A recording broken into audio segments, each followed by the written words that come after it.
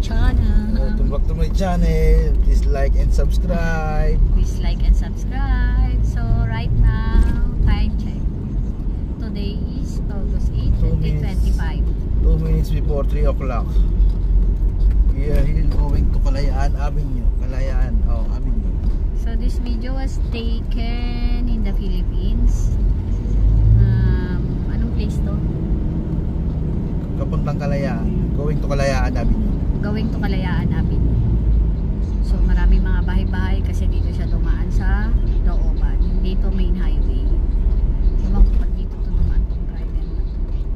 Actually kasama ko asawa ko. Okay. Na, matutulog na ako. Siya na mag-a-update. Escaping the traffic.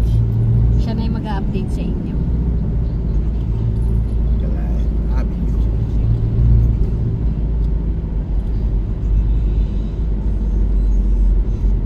Because in EDSA is too heavy traffic already.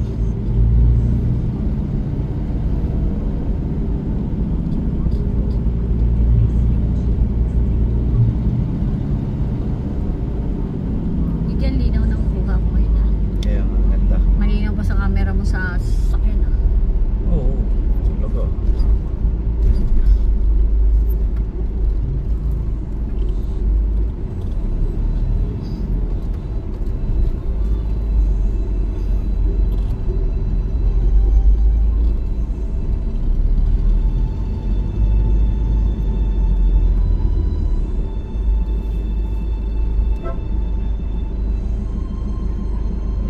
Uy, hintay talaga.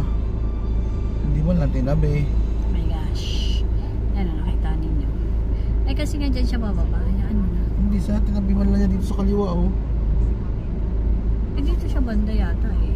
Sentro po. Kahit na. Hindi siya naman driver. Wala, nakabukas pa tanga. Buwisit. Loko. Bigla na lang.